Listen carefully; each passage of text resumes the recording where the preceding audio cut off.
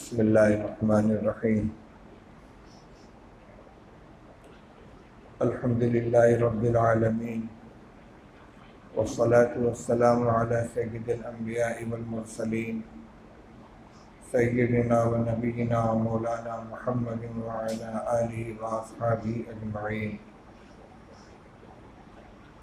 اما بعد فاعوذ باللہ من الشیطان الرجیم بسم اللہ الرحمن الرحیم انا انزلناه في ليلة القدر وما ادراك ما ليلة القدر ليلة القدر خير من ألف شهر تنزل الملائكة والروح فيها بإذن ربهم من كل أمر سلام هي حتى مطلع الفجر. وقال النبي صلى الله عليه وسلم وآخره عتق من النار. وقال عليه السلام من قام ليلة القدر إيمانا واحتسابا غفر له ما تقدم من ذنبه أو كما قال رسول الله صلی اللہ علیہ وسلم. بزرگان محترم عزیزوں اور بھائیوں،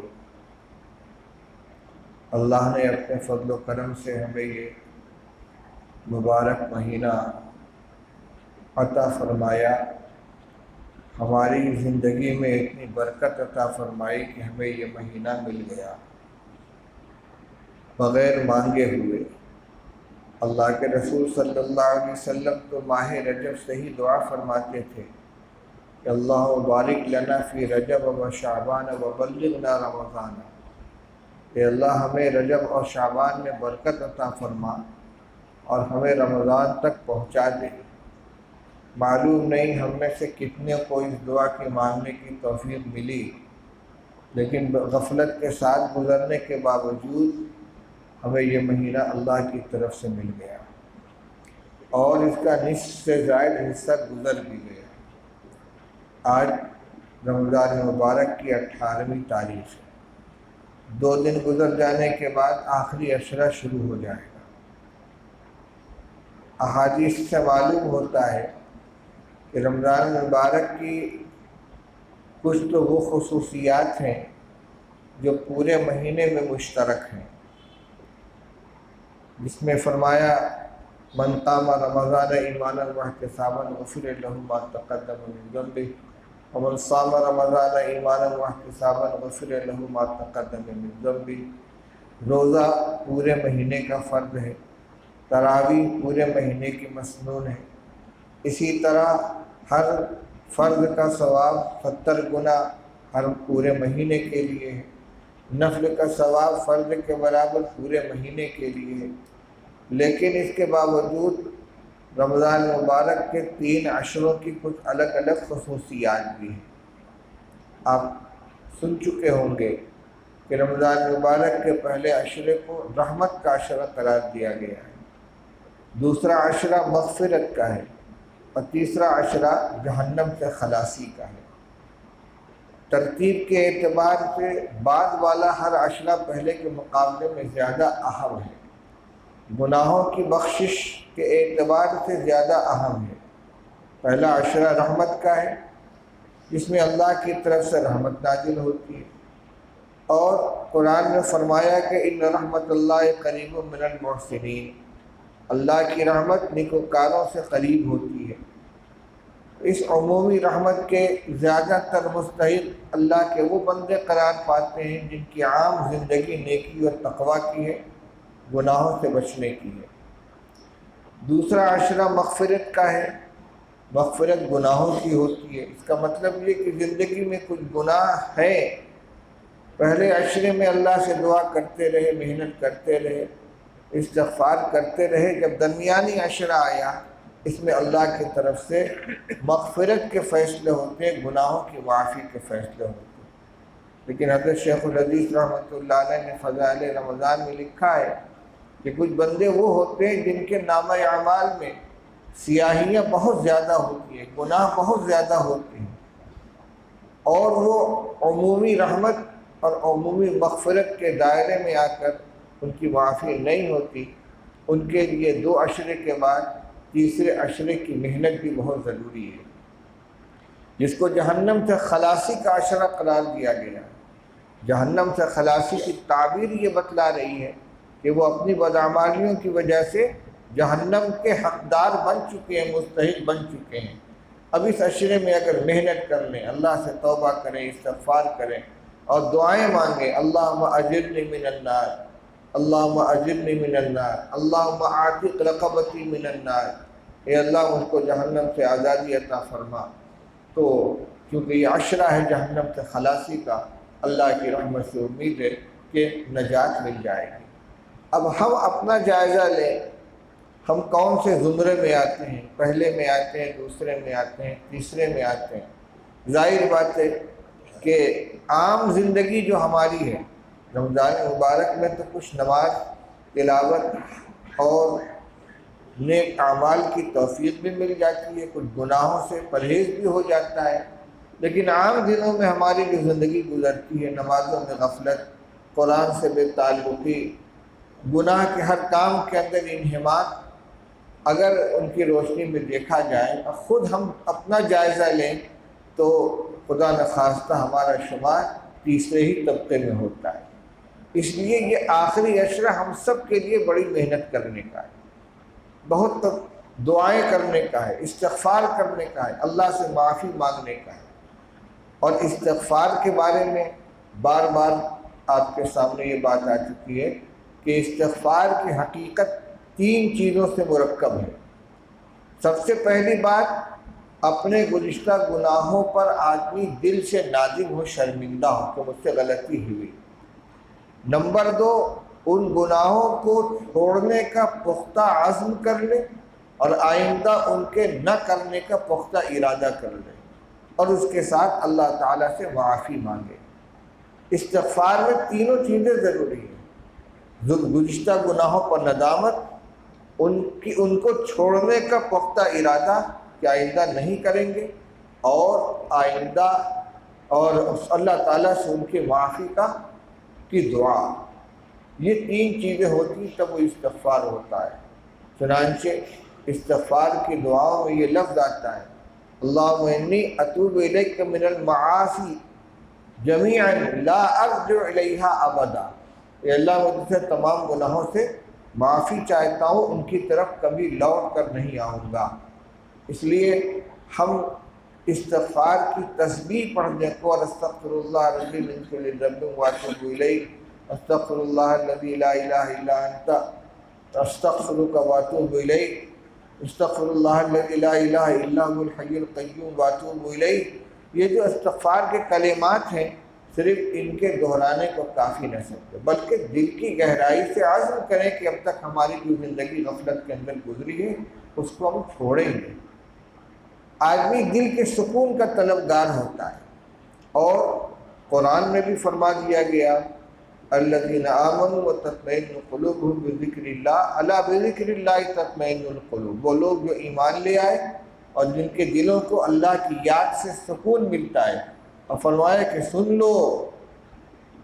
لو کہ اللہ کے ذکر ہی سے دلوں کو سکون ملتا ہے، اطمینان ملتا ہے۔ اور یہ عملی تجربہ ہے۔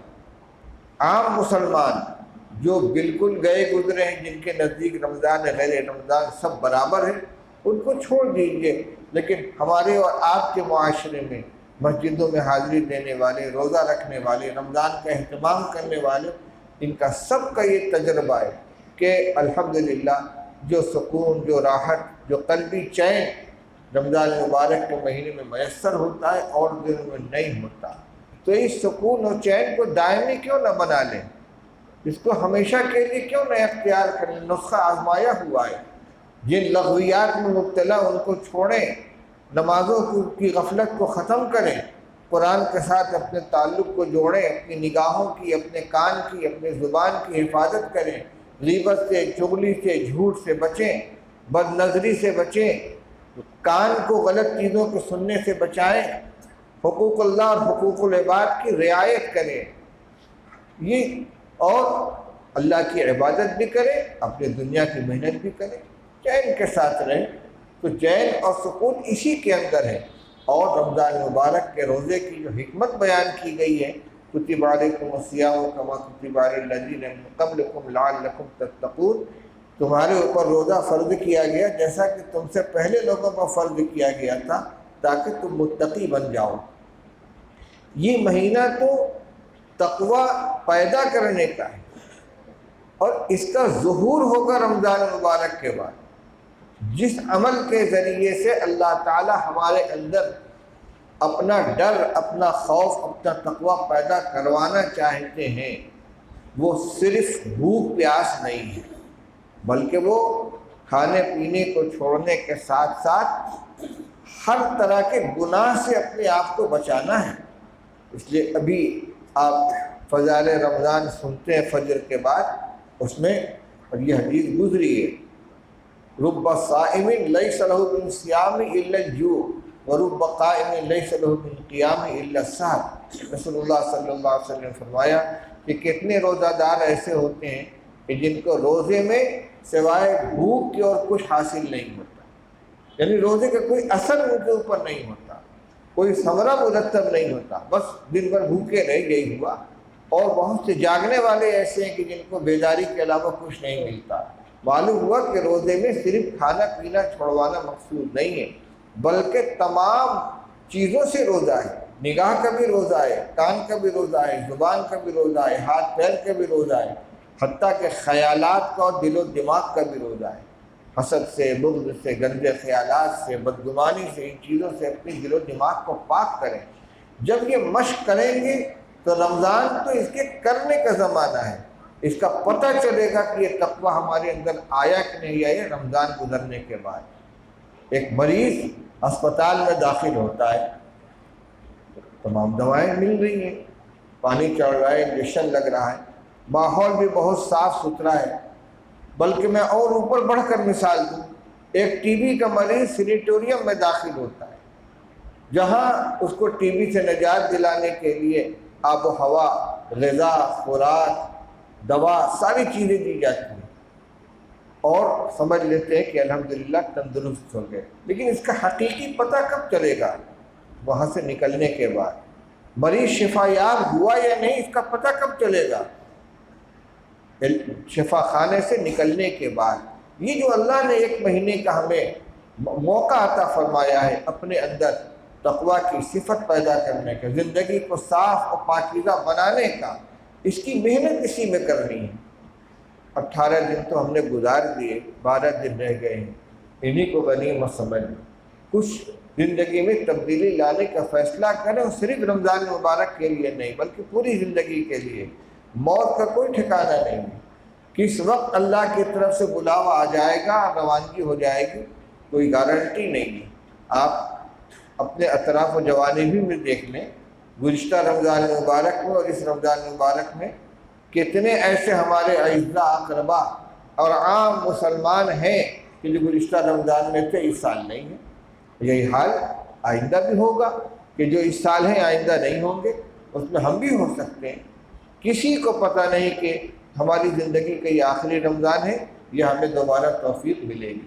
اللہ کے رسول صلی اللہ علیہ وسلم صرف 2 مہینہ باقی ہے، تب دعا فرما رہے ہیں، اللہم بارک لنا فی رجب و شعبان وبلغنا رمضان۔ اے اللہ 2 مہینے کی اور مہلت دے دے، برکت عطا فرما، رمضان مل جائے ہمیں۔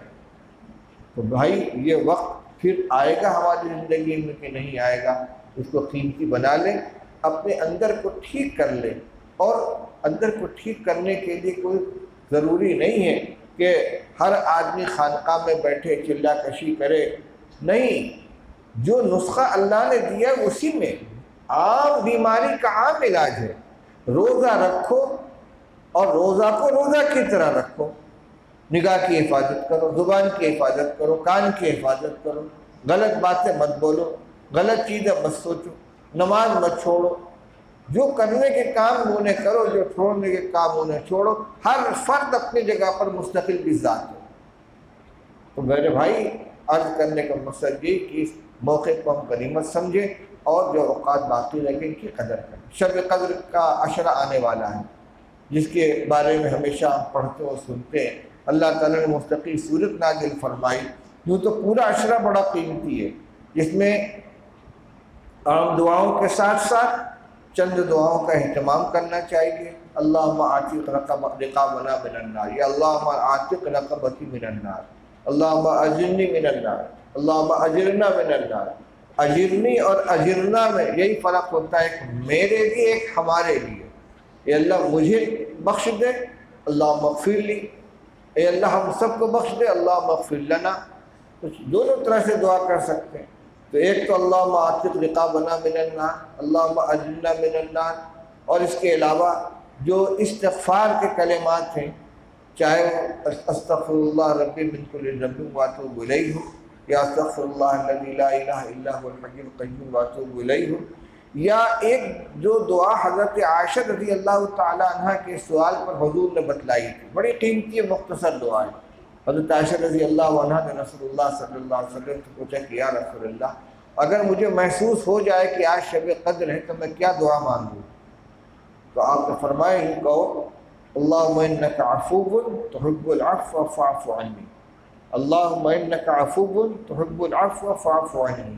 اے اللہ بلا شبہ تو بہت معاف کرنے والا ہے، اب معاف کرنے کو پسند کرتا ہے، لہذا مجھے معاف فرما دے۔ بڑی مختصر بڑی پیاری دعا ہے یہ، اس کی کثرت کریں پورے رمضان میں بھی اور آخری عشرے کے اندر خاص طور سے۔ اور یہ بات عرض کی گئی کہ آخری عشرہ پہلے کے مقابلے میں زیادہ قیمتی ہے، اور ہمارا معاملہ اس کے برعکس ہوتا ہے کہ جتنا اہتمام تلاوت کا، تراویح کا، نمازوں کا رمضان کے شروع میں ہوتا ہے، جتنا آخر آتا جاتا ہے اتنی غفلت بڑھتی جاتی ہے۔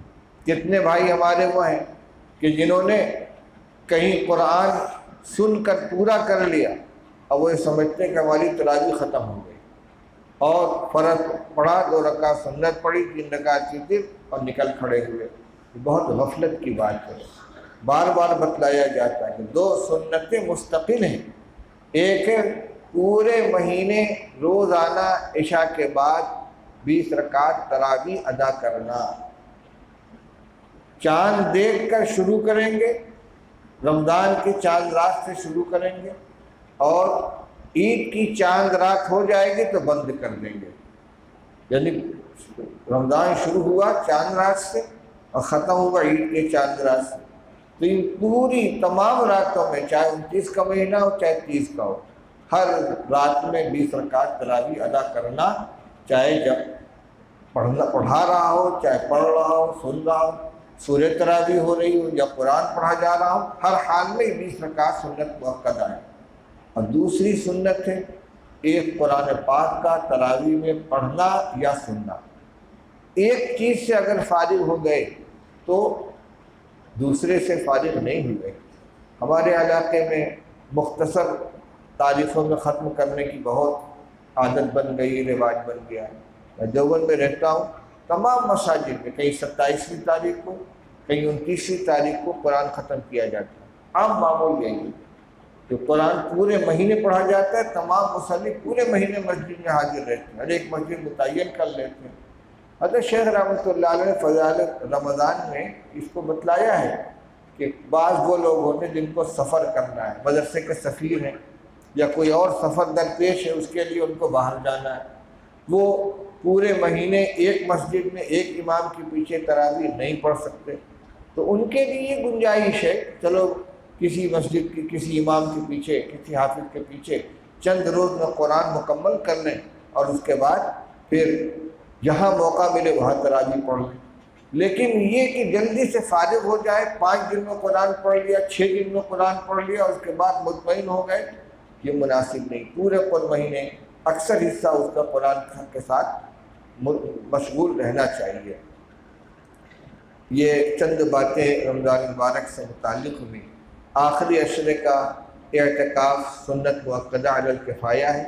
مسجد کے اندر اگر ایک آدمی بھی اعتکاف کر لے گا تو ذمہ داری سب کی ختم ہو جائے گی، لیکن اعتکاف جتنی بڑی عبادت ہے اس کے جو ثمرات ہیں، زیادہ سے زیادہ لوگوں کو وقت فارغ کر کے اعتکاف میں شریک ہونا چاہیے، شریک ہونا بلکہ اعتکاف کرنا چاہیے، چاہے انفرادی طور سے کریں یا کسی اجتماعی نظام کے تابع ہو کر کریں، لیکن جو اس کی برکت ہے کہ 24 گھنٹہ آدمی عبادت میں شمار کیا جاتا ہے۔ رسول اللہ صلی اللہ علیہ وسلم نے فرمایا المعتکف یعتکف الذنوب ویجری لہ من الاعمال ما کان یعملها او کما قال صلی اللہ علیہ وسلم، کہ جو معتکف ہوتا ہے ایک تو وہ گناہوں سے بچا رہتا ہے، دوسرے جتنے نیک کام وہ کرتا تھا اور اب اعتکاف کی وجہ سے نہیں کر پاتا تو سارے اعمال اس کے جاری رہتے۔ اطلاع ملی کہ فلاں کا انتقال ہو گیا، اگر اعتکاف میں نہ ہوتا تو جنازے میں شرکت کرتا تو اس کو جنازے کی شرکت کا ثواب مل جائے گا۔ کسی کی بیماری کی اطلاع ملی، اگر بھی اعتکاف میں نہ ہوتا تو عیادت کے لیے جاتا تو بغیر جائے ہوئے بھی صرف اس سوچ کی بنا پر کہ میں اعتکاف میں اس وجہ سے نہیں جا سکتا اس کو ثواب ملے گی۔ اللہ کا بڑا کرم ہے کہ جو آدمی جن نیک اعمال کا عادی ہوتا ہے اور عذر کی بنا پر وہ عمل چھوٹ گیا تو بغیر کیے ہوئے بھی اس کا ثواب ملتا ہے۔ اس کی بہت سی صورت ہیں۔ ایک شخص کو اللہ نے نوازا ہے، وہ غنی ہے، خوشحال ہے، زکوٰۃ بھی دیتا ہے، صدقات خیرات بھی کرتا ہے، ہر نیک موقع پر خرچ کرتا ہے، لیکن پھر حالات بدل گئے، تنگ دستی آ گئی۔ اس وجہ سے جب کوئی موقع آتا ہے سوچتا ہے اللہ نے مجھے بھی دیا ہوتا تو میں بھی خرچ کرتا، اب میرے حالات بدل گئے میں نہیں کر پاتا۔ اس سوچ کی بنا پر اس کو اجر ملے گی۔ حدیث ثابت ہے، زیادہ وقت نہیں لوں گا، صرف روایت سنا دیتا ہوں۔ رسول اللہ صلی اللہ علیہ وسلم نے ارشاد فرمایا کہ لوگ چار قسم کے ہیں۔ ایک وہ شخص ہے کہ جس کو اللہ نے مال بھی دیا اور علم بھی دیا، یعنی دین کی سمجھ دی، وہ حلال کماتا ہے اور خوب نیک کاموں میں خرچ کرتا ہے، فرمایا یہ سب سے اونچے درجے پر۔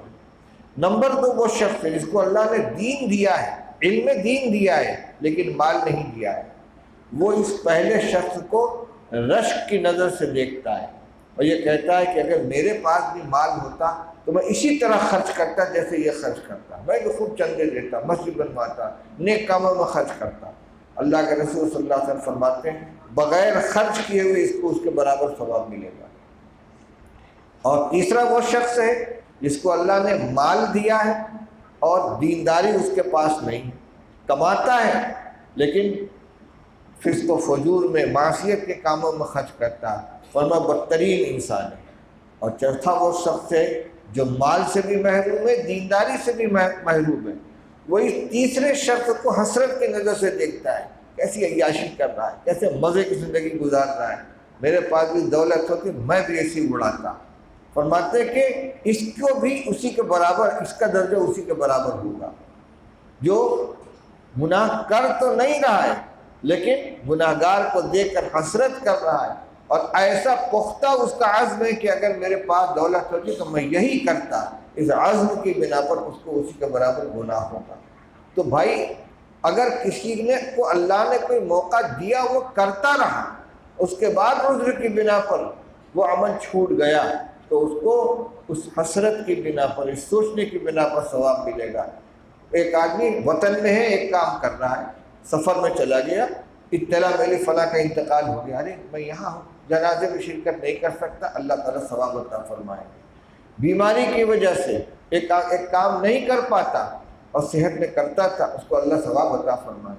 ایک شخص کی بینائی ختم ہو گئی، نابینا ہو گیا، بینائی کے زمانے میں جتنے کام کرتا تھا جو نابینائی کی وجہ سے چھوٹ گئے، اللہ تعالیٰ سب کو اس کو ثواب عطا فرمائیں گے۔ ایسے ہی خوشحالی میں جو کام کرتا تھا تنگ دستی میں چھوٹ گئے، اللہ تعالیٰ اس کا ثواب عطا فرمائیں گے۔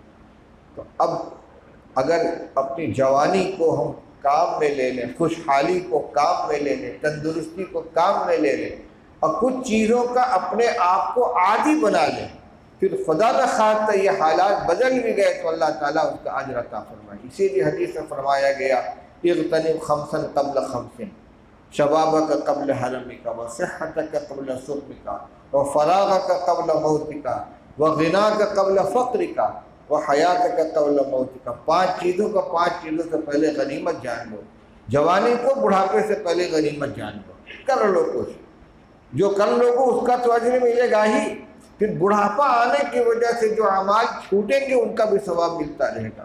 فرمایا کہ صحت کو بیماری سے پہلے غنیمت جان لو، خوشحالی کو تنگ دستی سے پہلے غنیمت جان لو، فرصت کو مصروفیت سے پہلے غنیمت جان لو، اور زندگی کو موت سے پہلے غنیمت جان لو۔ اللہ نے رمضان کا یہ موقع عطا فرمایا ہے، اس میں کچھ مشق کر لیں، کوشش کر لیں، محنت کر لیں، ہو سکتا ہے اللہ تعالیٰ ہمارے بارے میں بھی زندگی کی تبدیلی کا فیصلہ فرما لیں، ہمارا بھی بیڑا پار ہو جائے۔ اللہ تعالیٰ ہم سب کو عمل کرنے کی توفیق عطا فرمائے۔ وآخر دعوانا الحمدللہ رب العالمین۔